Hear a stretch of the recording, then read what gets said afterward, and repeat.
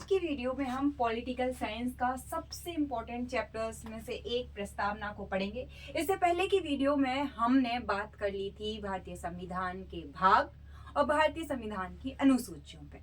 आज के इस वीडियो में हम प्रस्तावना पढ़ेंगे। प्रस्तावना में हम क्या पढ़ेंगे? परिचय पढ़ेंगे। परिचय में क्या क्या पढ़ेंगे? तो मतलब कि भारतीय संविधान में जो प्रस्तावना ली गई है वो कहाँ से ली गई है, स्रोत क्या है, क्या उस प्रस्तावना में मतलब कि संशोधन हुआ है, भाग है, माना जाता है प्रस्तावना को या नहीं माना जाता है, और दो चार चीजें हम ऐसे ही डिस्कस कर लेंगे। तो जब भी हम कोई काम करते हैं तो हम उसका पर्पस डिफाइन करते हैं कि आखिर उद्देश्य क्या है इसको काम को करने का। जैसे कि अगर तुम मोबाइल पे स्क्रॉलिंग कर रहे हो तो तुम किसी चीज से भाग रहे हो, बट तुम्हें नहीं पता तुम किस चीज से भाग रहे हो, बट तुम कोई काम टाल रहे हो, इस वजह से तुम्हारी स्क्रॉलिंग चल रही है।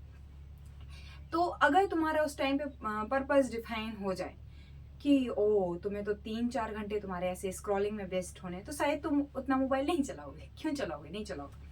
लेकिन अगर तुम्हारा पर्पज ही नहीं है, मतलब तुम्हें नहीं है पता कि तुम्हें अगले 1 घंटे में क्या करना है, एक दिन में क्या करना है, या जिंदगी में क्या करना है, तो तुम स्क्रॉलिंग करते चले जाओगे। तो भारतीय संविधान लिखने जा रहे हैं लोग, पूरे 395 आर्टिकल्स लिखने वाले हैं, इतनी मोटी बुक लिखने वाले हैं, तो उसका पर्पस तो क्लियर होना चाहिए ना। तो जब तुम ये पढ़ने वाले हो कि भारतीय संविधान क्या है, तो उसका पर्पज क्या है, इस संविधान को लिखने का, इस संविधान से हम क्या चाहते हैं, और सबको रिफ्लेक्ट करने के लिए प्रस्तावना लिखी गई कि हम भैया तुम्हें ये चीजें इधर पे देंगे, भारतीय संविधान तुम्हें ये चीजें देगा या ये चीजें इसमें होंगी, तो उसको हम प्रस्तावना या प्रेम्बल कह देते हैं। तो ये परिचय है, हम इधर पे देख लेते हैं। फिर इसके बाद हम विषय वस्तु पढ़ेंगे कि आखिर क्या है जो भारतीय संविधान की प्रस्तावना में रखा गया है। तो यहाँ पे हम डिफाइन करेंगे 3 तरीके से कि भारतीय संविधान में जो प्रस्तावना है उस वो हमारा देश कैसा होना चाहिए या कैसा है, हमारा देश कैसा है। तो हमारा देश संप्रभु है, समाजवादी है, धर्मनिरपेक्ष है, लोकतांत्रिक है और गणराज्य है। तो इसको देखेंगे कि देश कैसा हो, ठीक है। फिर हम नागरिकों को क्या देंगे, फिर इसके साथ साथ कि नागरिकों को क्या करना पड़ेगा। तो नागरिकों की भी तो कुछ जिम्मेदारी पड़ती है। जैसे कि आज अगर युद्ध की स्थिति छिड़ती है तो अगर हमें बुलाया जाता है तो हम सबको जाना पड़ेगा। ये हमारा मतलब हमें भी इतना करना पड़ेगा, या दूसरे व्यक्ति की गरिमा का हमें महत्व समझना पड़ेगा। राष्ट्रीय एकता, अखंडता, बंधुता, इन सभी के लिए हमें काम करना पड़ेगा। तो ये हो गया। फिर तत्व, यानी कि जो भारतीय प्रस्तावना है, संविधान की प्रस्तावना है, इसमें क्या है सोचो। अच्छे से देखोगे तो कहाँ से संविधान को पावर मिलती है, शक्ति का स्रोत क्या है? तो शक्ति का स्रोत हम ही तो है, भारतीय जनता ही तो है। क्योंकि अगर भारतीय जनता नहीं होगी तो वोटिंग के बाद में जो हमारा वो शासक चुना जाता है, फिर वो ऊपर के लेवल के शासक चुनते हैं, तो अप्रत्यक्ष रूप से ही सही, लेकिन हमारा ही प्रतिनिधि वहाँ पे शासन कर रहा होता है, ठीक है। तो वो हम देख लेंगे। और उद्देश्य क्या है, तो अगेन उद्देश्य वही है कि समाजवादी, धर्मनिरपेक्ष, लोकतांत्रिक गणराज्य बनाना है। लोगों को क्या क्या देना है, तो न्याय देना है। आगे सब कुछ एक एक चीज़ को डिटेल से बात करेंगे। फिर शब्द जो आए हैं उनको हम अच्छे से देखेंगे कि संप्रभु का अर्थ क्या होता है। क्या भारत आज़ादी से पहले संप्रभु नहीं था? क्यों हमें गुलाम कहा जाता था? क्या गुलामी ऐसी थी कि हम खाना नहीं खाते थे? क्या हमें हमेशा बंदिश बना के रखा जाता था? क्या एक इंसान कश्मीर से कन्याकुमारी नहीं जा सकता था? क्यों गुलाम कहा जाता था? ठीक है। तो संप्रभु शब्द को समझेंगे। समाजवादी शब्द कब आया, क्या रियल कॉन्स्टिट्यूशन में था, इन सब पे बात करेंगे। संशोधन हुआ है, कब हुआ है संशोधन, क्या क्या शब्द जोड़े गए हैं, ठीक है, वो देखेंगे। भाग क्यों कहा जाता है, क्यों नहीं कहा जाता था पहले, तो उसको भी देखेंगे। फिर कुछ इसकी आलोचना करते हैं जो मतलब कि संविधान के जानकार हैं, वो कहते हैं कि ये कमी है भारतीय संविधान की प्रस्तावना में। फिर भी कुछ बुराइयां तो हर एक इंसान में होती हैं, कुछ ना कुछ तो खामियां हर इंसान में होती हैं। आपकी नज़र पे डिपेंड करता है कि तुम एक गिलास को भरा हुआ देखते हो या खाली देखते हो, है ना। तो सबकी ज़िंदगी में कुछ ऐसे उतार चढ़ाव आते हैं, कुछ ऐसी चीज़ें होती हैं कि कमियां सबको दिखाई देती हैं। तो प्रस्तावना में भी हम कमियां देखेंगे, यानी आलोचना करेंगे, फिर उसका इम्पोर्टेंस समझेंगे, महत्व समझेंगे। फिर फैक्ट्स की बात करेंगे, क्वेश्चंस की बात करेंगे और ओवरऑल प्रस्तावना को देख लेंगे एंड कंक्लूड कर देंगे। सो आई होप कि तुम्हें समझ में आ गया है कि हमारी क्लास किस तरीके से चलने वाली है। अब हाँ, परिचय। देखो ये एक पेज का नोट हो सकता है अच्छे तरीके से, मैं बता दूंगी लास्ट में कि कैसे कैसे एक करना है। एक पेज के आधे पेज में सारा कवर हो जाएगा एंड बहुत अच्छे से तुम्हें समझ में आ जाएगा कि क्या क्या है। तो वो थोड़ा सा टाइम लगेगा बट समझ में आ जाएगा। तो परिचय समझो, हमने ये प्रस्तावना जो है वो कहाँ से ली है, तो इसका स्रोत जो है वो क्या है, कौन है, यूएसए है। लेकिन लिखित संविधान, लिखित प्रस्तावना की जो बात की जाती है वो किस संविधान से स्टार्ट होती है। लिखित प्रस्तावना शुरू करता है फ्रांस का संविधान, ठीक है, फ्रांस के संविधान से ली जाती है। फिर अगर हम बात करते हैं कि क्या प्रस्तावना यानी प्रेम्बल भारतीय संविधान का भाग है, तो हाँ भारतीय संविधान का भाग है। क्या इसमें संशोधन हुआ है? हाँ हुआ है। कब हुआ है संशोधन? संशोधन हुआ है सन 1976 में। और कौन सा संविधान संशोधन द्वारा? 42वां संविधान संशोधन अधिनियम, ठीक है। और नाना पालकी वाला है, वो इसको परिचय पत्र कहते हैं, संविधान का परिचय पत्र कहते हैं प्रियम्बल को, संविधान की प्रस्तावना, ठीक है। तो परिचय तो समझ में आ गया होगा। अब हम विषय वस्तु की बात करते हैं, ठीक है। विषय वस्तु में क्या देखना है, तो विषय वस्तु में जैसे मैंने अभी बताया ही था उसको ही यहाँ पे बहुत अच्छे से डिफाइन करना है, ठीक है। तो विषय वस्तु, ठीक है। अब यहाँ पे 3 चीजें पूछो खुद से। देश कैसा है, तो देश कैसा है, देश है हमारा संप्रभु है, यानी अपने निर्णय खुद लेता है, चाहे आंतरिक हो चाहे बाह्य हो। समाजवादी भी है, ऐसा संविधान कहता है, ठीक है। धर्मनिरपेक्ष भी है हम, ये नहीं है कि हम धर्म के आधार पे स्कूलों में पढ़ाई करवाएं, नहीं। हम लोकतांत्रिक हैं, यानी कि लोकतंत्र है हमारे यहाँ।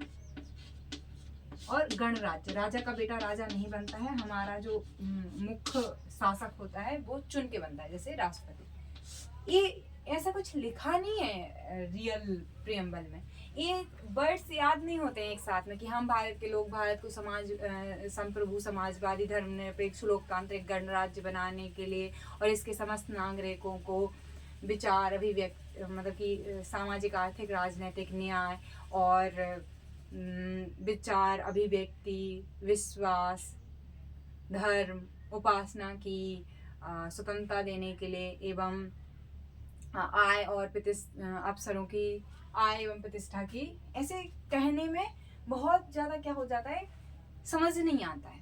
तो ये तोड़ा है मैंने कि देश कैसा है ये अपन को पता होना चाहिए, तो ये 5 वर्ड अपन को अच्छे से समझ में आ जाता है।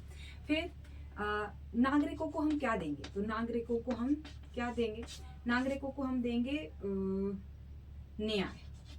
कैसा कैसा न्याय, तो सामाजिक न्याय, आर्थिक न्याय एंड राजनीतिक न्याय, ठीक है। स्वतंत्रता किस चीज की देंगे, स्वतंत्रता देंगे हम विचार, ऐसा मतलब संविधान कहता है, मैं कौन होती देने वाली, विचार, अभिव्यक्ति, विश्वास, धर्म एवं उपासना की स्वतंत्रता। समता, समता मतलब सबको वो करना कि जिसके पास सुविधाएं नहीं है तो उसको सुविधाएं दे देना। तो आय एवं प्रतिष्ठा की समता देना। अब ठीक है, नागरिकों को इसके एवज में कुछ ना कुछ तो करना पड़ेगा ना, तो इधर पे ना करके मैं इधर पे बता दे रही हूँ। नेक्स्ट पॉइंट जो है 1, 2 और ये 3 पॉइंट है, बट इधर मैं बता दे रही हूँ।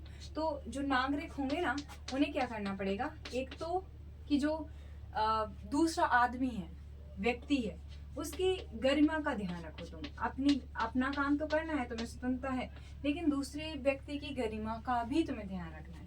और देश की एकता, राष्ट्र की एकता, अखंडता और बंधुता को बरकरार रखना है, ठीक है। बरकरार रखना है मतलब उसका सम्मान करना है, ठीक है। तो ये एक तरीके से विषय वस्तु हो गया। रटने की जरूरत नहीं है, समझने की जरूरत है।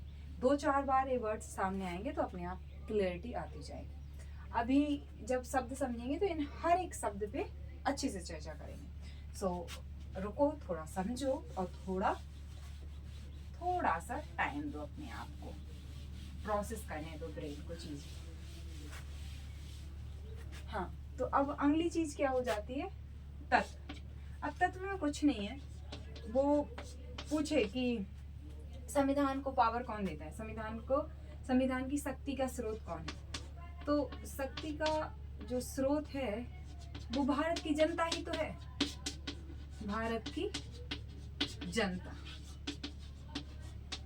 प्रकृति कैसी है, मतलब कि प्रस्तावना की, तो प्रकृति में हम जो हमने विषय वस्तु में देखा था ना, क्या देखा था कि संप्रभु, समाजवादी, धर्मनिरपेक्ष, लोकतांत्रिक, गणराज्य, तो वही उसी की बात चल रही है। उद्देश्य क्या है, तो उद्देश्य है नागरिकों को क्या क्या देना, वही जो बात चली थी कि नागरिकों को अपन को देनी है, न्याय देना है, सामाजिक, आर्थिक, राजनीतिक, और हमें उन्हें स्वतंत्रता देनी है, विचार की, अभिव्यक्ति की, धर्म की, विश्वास की और उपासना की समता देनी है। तो ये उद्देश्य हो गया। और अधिनियमित होने की तिथि बताई गई है कि ये जो संविधान है वो अधिनियमित कब हुआ था, ठीक है। तो वो हुआ था 26 नवंबर 1949 को, ठीक है। तो यही बताया गया है। तो तत्व में ऐसा कुछ है नहीं, ये अपन पहले देख चुके हैं, बस ये याद रखो थोड़ा सा, और ये डेट तो आपको याद होगी ही। तो चलो नेक्स्ट चीज पर लेके चलते हैं, और नेक्स्ट चीज है शब्द। अब मुख्य चीज पे आए हैं अभी कि इन शब्दों को डिटेल में समझना है ना। एक सेकेंड,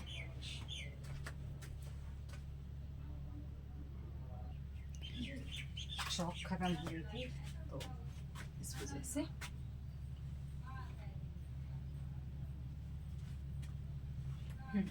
तो हम थे शब्दों पे, ध्यान से समझना, ठीक है। हाँ, तो अब संप्रभु का अर्थ क्या होगा। तो जब मैंने वो वीडियो बनाई थी ना जिसमें मैंने संविधान के भाग बताए थे, तो मैंने बताया था कि एक देश को देश यानी एक राष्ट्र को राष्ट्र कहने के लिए हमें क्या चाहिए होती है, एक डिफाइंड मतलब कि निश्चित भूभाग चाहिए होता है, जो कि भारत के पास है। यहाँ की अपनी जनता होगी, जनता के लिए अपनी एक जनता क्या चुनेगी, सरकार चुनेगी, और सरकार कैसी होनी चाहिए, संप्रभु होनी चाहिए। बात बताई थी ना। तो हम जब ब्रिटिश रूल भी चल रहा था, अंग्रेज भी थे, तो हमारी निश्चित भूभाग नहीं था हमारे पास में, था हमारे पास अपनी जनता नहीं थी हमारे पास सरकार नहीं थी, लेकिन ब्रिटिश सरकार थी। 1937 के जो 1935 के जो के बाद में जो चुनाव हुए थे 37 में, उसमें भारत के लोगों की जनता चुनी गई थी एक तरीके से। लेकिन वहां पे भी एक चीज तो था कि संप्रभु नहीं थे हम, सब कुछ था तब, बट संप्रभु नहीं थे, और सरकार हमारी नहीं थी, सरकार ब्रिटिश सरकार थी, ठीक है। तो ये दो प्रॉब्लम्स थी। यानी कि हमारे नेपाल से कैसे संबंध होंगे, हम नेपाल से क्या खरीद सकते हैं या नहीं खरीद सकते हैं, हमारे चाइना के साथ व्यापार कैसा होगा, ये सब कुछ डिसाइड करने वाले हम नहीं थे। ये डिसाइड करने वाला था कौन, वो ब्रिटेन। और इसी वजह से हम क्या नहीं थे, हम नहीं थे संप्रभु। अगर हम संप्रभु नहीं है, हमारी सरकार नहीं है, तो फिर हम गुलाम कहलाते थे। तो इस सेंस में कहा जाता है कि हमें आज़ादी मिल गई, हम आज़ाद हो गए, ठीक है, क्योंकि हमें अपने निर्णय खुद लेने की स्वतंत्रता मिल गई। अब यहाँ पे एक छोटी सी बात ये समझनी चाहिए कि हम बड़े भी हो जाते हैं, फिर भी हम दिमाग से गुलाम ही हैं, है ना। तो मैं मतलब कि हर एक इंसान दिमाग से गुलाम है, एक गुलामी की जंजीरों में जकड़ा हुआ है। हमारे बचपन के फियर्स, हमारे बचपन के ट्रॉमा या हमारी बचपन की फैंटेसी, ये सब कुछ हमें बार बार वहाँ धकेल देते हैं। हम निकलने की कोशिश करते हैं, हम सीखने की कोशिश करते हैं, लेकिन हम पहुँच कहाँ जाते हैं, हम पहुँच जाते हैं वहीं कि यार हमसे नहीं हो पाएगा, हम नहीं ऐसा कर पाएंगे। क्यों? क्योंकि हमारे अब हम जो छोटे छोटे से स्टेप्स हैं जो बचपन में तुमने लिया और शायद तुम फेल हो गए, बचपन इन द सेंस कि थोड़ा बड़े हो गए, तो वो सब तुम्हारे अंदर है। तो उसको दूर करने के लिए हर दिन 10 से 20 मिनट एक्सरसाइज करो, हार्ड एक्सरसाइज करो कि बॉडी से पूरा पसीना पसीना आ जाए, और इससे बहुत पावरफुल मिलती है, पावर मिलती है। या कुछ नहीं है, सिटअप्स कर लो, कोई पनिशमेंट कर लो, सही रहता है। जैसे कि तुम्हें कुछ तो करना था, तुमने नहीं कर पाया, 1 घंटे का डिसाइड करो इस 1 घंटे में ये करना है, नहीं कर पाए, खड़े हो जाओ, सिटअप्स करो 30, और जैसे ही तुम्हारे अंदर की जो नेगेटिव एनर्जी है वो निकल जाएगी और तुम पॉजिटिव पॉजिटिव हो जाओ। समझ में आई बात? तो संप्रभु का मतलब होता है हमारे आंतरिक और बाह्य जो मामले हैं उनमें निर्णय लेने की स्वतंत्रता। ठीक है, अब संप्रभु तो समझ में आ गया। समाजवादी, तो समाजवादी के लिए तुम ऐसे समझो कि हम समाजवादी हैं, ऐसा कहाँ पे कहा गया है? तो हमारा जो रियल कॉन्स्टिट्यूशन था, जो मूल संविधान था, उसमें समाजवादी जैसा कुछ नहीं लिखा था, लेकिन हम अच्छे से देखेंगे तो हम समाजवादी ही थे काफी हद तक। अगर हम अलग अलग भागों को देखेंगे, जैसे मौलिक अधिकारों में है कि भेदभाव नहीं होना चाहिए, ये सब कुछ तो था, लेकिन डायरेक्टली नहीं कहा गया था। तो 42वां संविधान संशोधन हुआ, संविधान संशोधन हुआ, कब हुआ? 1976 में हुआ, इंदिरा गांधी की सरकार थी तब। तो उन्होंने इस समाजवादी शब्द और धर्मनिरपेक्ष शब्द और अखंडता शब्द, बंधुता शब्द, इन तीनों को जोड़ दिया। अब समाजवादी हो गया, संप्रभु हो गया, अब बात कर रहे हैं धर्मनिरपेक्ष की। अब इसको थोड़ा सा अच्छे से समझना पड़ेगा। धर्मनिरपेक्ष, सापेक्ष समझते हो? सापेक्ष, किसी चीज के सापेक्ष, निरपेक्ष। तो एक दो यहाँ पे अवधारणाएं हैं, एक है नेगेटिव, एक है पॉजिटिव। नेगेटिव में क्या कहते हैं कि ये देश है यानी राज्य है, और ये मतलब व्यक्ति का धर्म है, तो इनका आपस में कोई लेन देन नहीं है, ये दूर दूर है, ऐसा कहता है नेगेटिव अवधारणा। ऐसा कहाँ पे है? फ्रांस में। यानी कि फ्रांस में तुम पब्लिकली बुरके में नहीं जा सकते हो, पब्लिकली तुम अपना हाथ पे रेड वो नहीं पहन सकते हो, या सिखों की पगड़ी नहीं लगा सकते, क्योंकि तुम्हें तुम्हारा धर्म मानना है, तुम अपने घर में, अपने निजी मामला है, तुम अपने आप को मानो, तुम पब्लिक प्लेस में ऐसा नहीं कर सकते हो। एक नेगेटिव धारणा है कि राज्य किसी भी तरीके से इन्वॉल्व नहीं होगा धर्म में। लेकिन एक पॉजिटिव अवधारणा भी है, जहाँ पे क्या होता है कि ये राज्य है, ये धर्म है, और अगर कभी कॉन्फ्लिक्ट होगा तो राज्य क्या करेगा? हस्तक्षेप करेगा। ये कंडीशन भारत के साथ है। और कुछ होते हैं धार्मिक देश ही, ये तो धर्मनिरपेक्ष देश है। अगर राज्य को हम दो तरीके से देखें, एक मतलब कि धर्म के आधार पे बने और बिना धर्म के, तो एक होता है धार्मिक राज्य, यानी कि उस पर्टिकुलर देश का, एक देश का ही पूरे का धर्म होगा। जैसे कि हमारी नागरिकता होती है ना कि हम भारतीय नागरिक हैं, कोई ब्रिटेन नागरिक है, वैसे ही इन देशों का निर्माण ही धर्म के आधार पर हुआ है। जैसे कि इस्लामिक कंट्रीज हैं, तो वहाँ के देश का ही, पूरे देश का धर्म है कि मुस्लिम धर्म। अब फिर उसमें भी सिया है, कुछ सुन्नी है, लेकिन जैसे कि पाकिस्तान है इसका उदाहरण, तो इसका पाकिस्तान का कैसे बनेगा कि ये देश है और मतलब ये धर्म है, और धर्म के ही आधार पे ये देश है। ठीक है, तो इस तरीके से ये चलती है धार्मिक राज्य और धर्मनिरपेक्ष राज्य की अवधारणा।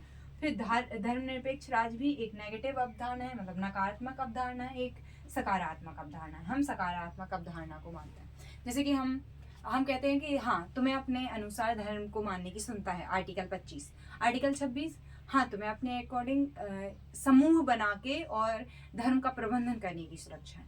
आर्टिकल 27 क्या कह देता है कि देखो भैया, तुम करो, मतलब कि खूब करो अपने धर्म का प्रबंधन, लेकिन तुम इस पे टैक्स नहीं लगा सकते। हाँ, शुल्क लगा सकते हो सुविधाएं देने के लिए, लेकिन टैक्स नहीं लगा सकते हो। और आर्टिकल 28 क्या कहता है कि तुम जो सार्वजनिक संस्थान या स्कूल्स हैं, उनमें धर्म के आधार पे शिक्षा नहीं दोगे, वहाँ पे धर्मनिरपेक्ष होना चाहिए। तो ये आर्टिकल्स हैं, लेकिन साथ साथ में क्या है, आर्टिकल 25 में ही एक अपवाद है कि कब कब तुम धर्म के नाम पे कुछ भी नहीं कर सकते हो। तो देश की एकता अखंडता के लिए, जो सामाजिक व्यवस्था बनानी है उसके लिए, तो वहाँ पे इन पे युक्ति युक्त उपबंध लगाए जा सकते हैं। तो आई होप कि ये धर्मनिरपेक्ष शब्द समझ में आ गया होगा। देश क्या होते हैं, धर्मनिरपेक्ष देश क्या होते हैं, धर्मनिरपेक्ष में सकारात्मक नकारात्मक अवधारणा क्या होती है, समझ में आ गया होगा। चलो अब हम तीसरा शब्द समझ लेते हैं। तीसरा शब्द क्या था? तीसरा शब्द मैं समझा चुकी हूँ, धर्मनिरपेक्ष। चौथा शब्द समझना है तो धर्मनिरपेक्ष मैं बता चुकी हूँ, यहाँ पे लिख रही हूँ तो बनेगा नहीं। धर्मनिरपेक्ष, उसके बाद में चौथा क्या है?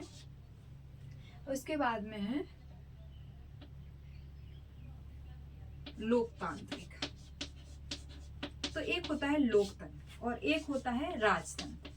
अब लोकतंत्र का मतलब है जनता द्वारा चुनी हुई सरकार। अब लोकतंत्र और राजतंत्र, अभी यहाँ पे मुझे 3-4 चीजें क्लियर करनी है, तो मुझे सबको साफ करना पड़ेगा क्योंकि ये थोड़ा सा तुम्हें डीप नॉलेज देने के लिए जरूरी है।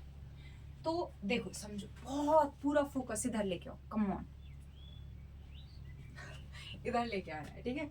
तो राज्य जो होता है, राज्य यहाँ का बिल्कुल मतलब नहीं है कि ये MP, UP, तेलंगाना, हिमाचल प्रदेश, तमिलनाडु ये राज्य है। ये राज्य नहीं है, ये प्रशासनिक राज्य है कि ताकि प्रशासन की दृष्टि से हम अच्छे से देश का संचालन कर सके, उसके लिए। राज्य का मतलब होता है देश। देश एक भावनात्मक शब्द है, राज्य एक पॉलिटिकल वर्ड या टर्म है। तो राज्य यहाँ मैं कह रही हूँ, यानी यहाँ राज्य का मतलब पूरी तरह से देश से मतलब है। तो जो एक देश होता है ये 2 तरीके का होता है, ठीक है। कैसा? यानी कि जैसे कि पहले क्या होता था, चंद्रगुप्त मौर्य थे, चंद्रगुप्त मौर्य का बेटा बिंदुसार ही राजा बना। तो ये क्या हो गया, बेटा का बेटा वो बन रहा है, कोई चुनने वाला नहीं चुना जा रहा है ना, तो कोई चुनने वाला है ही नहीं। तो यहाँ पे वो राजतंत्र था, ठीक है। और अगर हम अभी देखें तो अभी क्या किया जाता है कि बहुत सारे हमारे जो शासक होते हैं, जैसे राष्ट्रपति, उन्हें हम चुनते हैं, तो इसको क्या बोलते हैं? गणराज्य, ठीक है। अब अगेन इसमें ही अगर शासन जनता के द्वारा चलाया जा रहा है तो उसको हम क्या कह देते हैं? लोकतांत्रिक सरकार या लोकतंत्र, ठीक है। और एक होता है कि जहाँ पे जैसे नॉर्थ कोरिया है, डिक्टेटरशिप चल रही है, ठीक है, तो वो इसमें आ जाता है।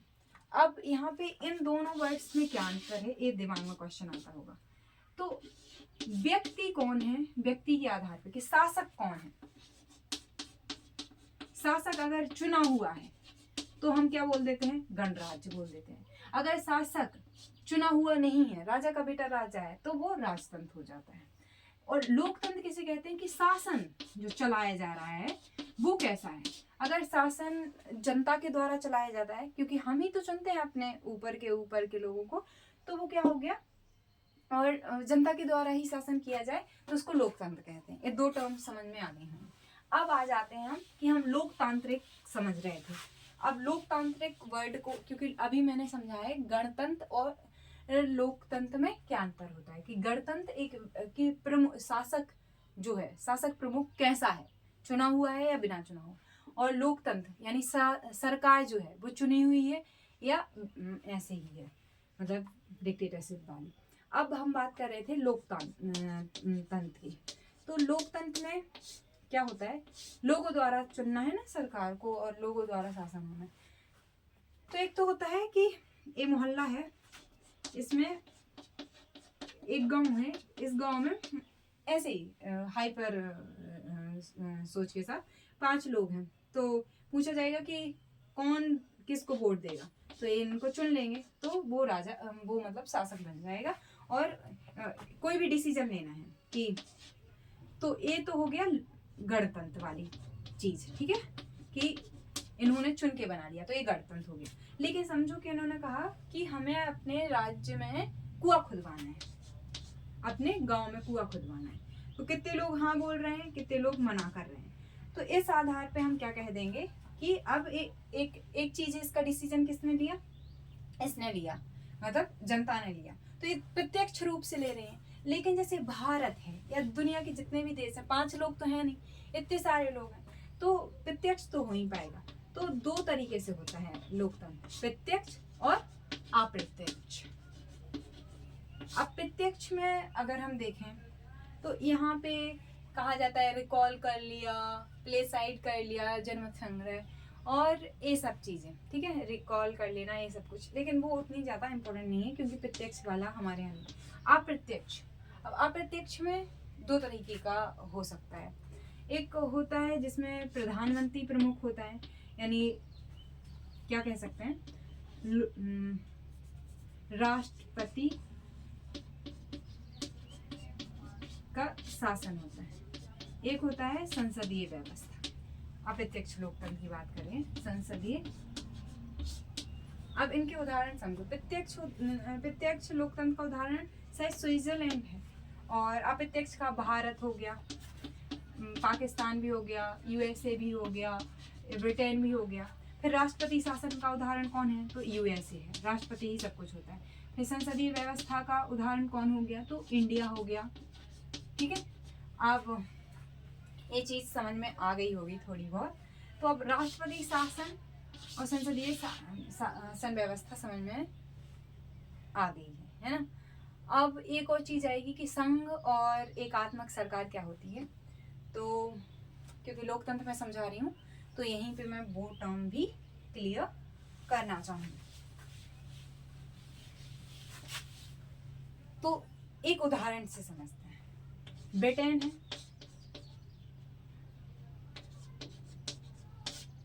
और भारत है।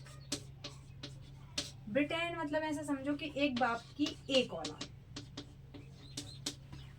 भारत या यूएसए का मतलब ऐसा समझो कि एक पापा है, उनकी 2 बच्चे हैं, एक फादर और उनकी 2 डॉटर हैं, ठीक है, 2 डॉटर हैं। अब इनको क्या है,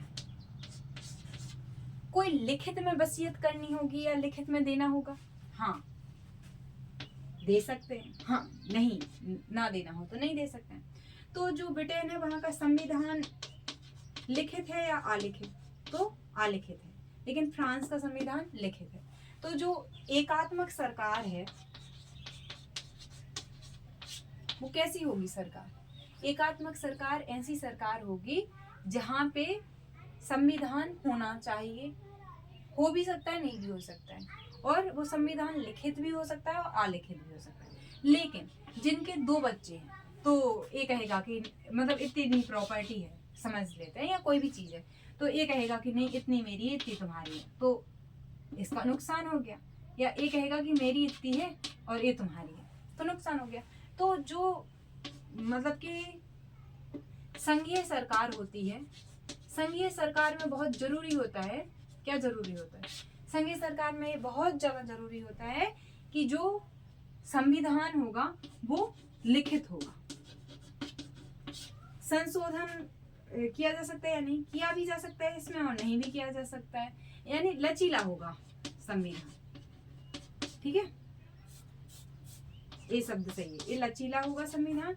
और ये जो संविधान है एक कठोर संविधान होगा, इसको चेंज करने में थोड़ी दिक्कत आएगी, वरना कभी भी इसको चेंज करके वो कर सकते हैं। यहाँ पे जो शक्तियां हैं उनका विभाजन नहीं होता है, बल्कि शक्तियां केंद्र सरकार राज्य सरकारों को ऐसे ही ट्रांसफर करती है। लेकिन यहाँ पे जो शक्तियां हैं वहां पे क्लियर कहा जाता है कि ये इन पर राज्य बनाएगा कानून, इन पर संघ बनाएगा कानून, ठीक है।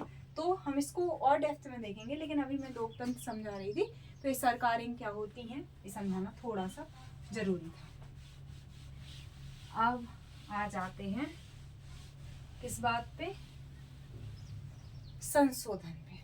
नहीं संशोधन नहीं, अभी 4 तो वर्ड्स ही हुए हैं, 5वां वर्ड है गणतंत्र। तो मैं पहले ही गणतंत्र बता चुकी हूँ कि गणतंत्र में होता है कि जो शासक प्रमुख है ना वो चुना हुआ होना चाहिए, ठीक है।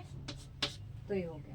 फिर न्याय की बात की थी, तो न्याय सामाजिक आर्थिक राजनीतिक। तो सामाजिक न्याय की बात करें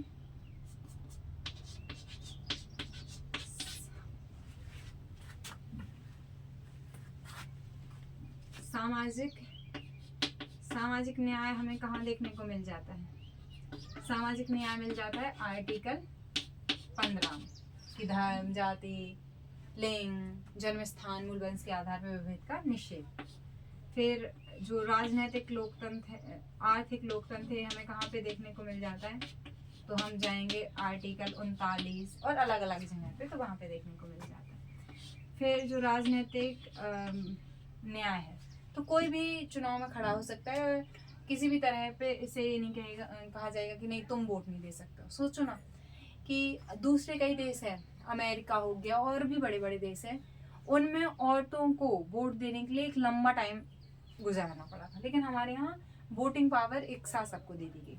फिर काले गोरे के भेद बहुत हैं कहीं कहीं जगह, लेकिन भारत में ये भी नहीं हुआ। जाति के आधार पर इतने सारे भेदभाव हैं, लेकिन फिर भी कॉन्स्टिट्यूशन ने हर एक जाति के लोगों को वोटिंग राइट दिया हुआ है। तो ये हो गया, ठीक है। इन दोनों को मिला के क्या कहते हैं? अनुपातिक न्याय या अनुपाती न्याय, ठीक है। फिर जो एक वर्ड था स्वतंत्रता, तो हमें स्वतंत्रता है किसकी? विचार और अभिव्यक्ति की। आर्टिकल कौन सा है ये? विचार एंड अभिव्यक्ति की स्वतंत्रता।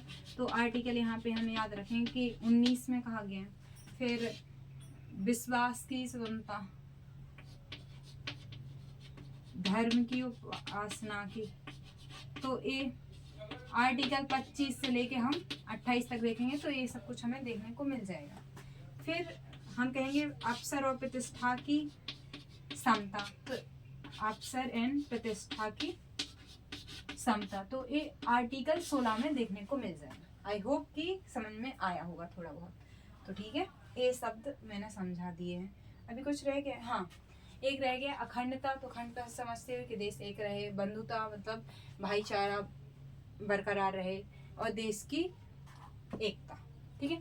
तो इनको इतना डिफाइन करने की जरूरत नहीं। जो डिफाइन करने की जरूरत थी, जो शब्द सुन के ही समझ में आए, तो उनको उतना एक्सप्लेन करने की जरूरत नहीं पड़ती है ना। अब आती है बात की संशोधन। तो संशोधन हुआ था, बताया था मैंने, 42वां संविधान संशोधन अधिनियम 1976। तो इसमें समाजवादी, एक ही बार हुआ है संशोधन, ठीक है। धर्मनिरपेक्ष और बंधुता शब्द को जोड़ा गया था। अब भाग की बात करें तो बेरूवाड़ी केस में कहा गया कि 1960 कि ये भाग नहीं है संविधान का, लेकिन फिर 1973 में केशवानंद भारती मामले में कहा गया कि नहीं, भाग है। आलोचना इसलिए की जाती है क्योंकि इसको कोई विधिक आधार नहीं है प्राप्त। क्यों? कैसा विधिक आधार का मतलब क्या होता है? विधिक आधार यानी कि आप इसका, अगर इनमें से किसी चीज अप्लाई नहीं हो रही है तो आप न्यायालय नहीं जा सकते हो, ठीक है। तो इस वजह से अगर वो चीज दूसरे किसी भाग में अच्छे से डिफाइन नहीं, फिर भी महत्व है कि संविधान निर्माताओं का हमें दृष्टिकोण पता चलता है। भारतीय संविधान का पूरा ओवरऑल देखें तो उनके उद्देश्य पता चलता है कि उन्होंने क्या ध्यान में रखते हुए संविधान लिखा था। जो मूल्य हैं उनका पता चलता है। तो ये सब कुछ महत्व हो गया। अब यहाँ पे होमवर्क के रूप में मैं दे रही हूँ, क्योंकि हर जगह ही तुम्हें मिल जाती है वो। तो हम भारत के लोग भारत को संप्रभु, समाजवादी, धर्मनिरपेक्ष, लोकतांत्रिक गणराज्य बनाने के लिए एवं इसके समस्त नागरिकों को लिख लेना। फैक्ट्स अगर बात करें और क्वेश्चंस अगर बात करें, तो अब मैं क्वेश्चंस और फैक्ट्स पूछूं। इससे अच्छा है कि मैंने एक अलग से वीडियो बनाया है, उसमें क्वेश्चंस पूछे हैं प्रस्तावना से रिगार्डिंग, तो उसको जाके देख लेना। और क्वेश्चन लेकिन सॉल्व जरूर कर लेना, तभी आगे बढ़ना। क्योंकि हम क्या करते हैं, पढ़ते पढ़ते जाते हैं, जबकि पढ़ना है 10% और 90% करना है उसको अप्लाई। यानी कि पढ़ा और 90% टेस्ट दो। टेस्ट मतलब क्वेश्चंस को आंसर करो। फिर कंक्लूजन की बात करें तो ओवरऑल सब समझ में आ ही गया है, परिचय हो गया और सारी चीज़ें। तो कह सकते हैं कि भारतीय संविधान की प्रस्तावना हमें पूरे संविधान का के बारे में बताती है, बहुत संक्षिप्त में। अब अगर नोट बनाना है तो ऐसे लिख के ऐसे लिखते जाओ कि स्रोत लिख लिया यूएसए, भाग हाँ है, संशोधन हुआ था, नाना पालकीवाला ने क्या कहा था, कैसा देश हो तो संप्रभु, समाजवादी, धर्मनिरपेक्ष, लोकतांत्रिक, नागरिकों को क्या देना है तो स्वतंत्रता, समान, यहाँ पे ऐसे छोटा छोटा करके लिख लेना, मतलब बड़े पेज में तो लाइन सुन तो कर लेना, मैंने इस तरफ लिखा है तो इतना तो देख लेना कि शक्ति का स्रोत क्या है संविधान की, और मतलब कि नियमित होने की तिथि क्या है, उन सारे शब्दों को लिख लेना और शब्दों को फिर थोड़ा डिफाइन कर लेना। फिर संशोधन 1976 में हुआ था, भाग है तो हाँ है, आलोचना जिसके साथ आयत होती है, आलोचना में और भी चीज़ों पे आलोचना होती है बट उससे कोई MCQ शायद बने, महत्व बता ही दिया, फैक्ट्स क्वेश्चंस कर लेना। सो ओवरऑल प्रस्तावना मैंने बता दिया है, कोई क्वेश्चन हो डाउट हो सो कमेंट कर देना, ठीक है। मिलते हैं नेक्स्ट वीडियो में।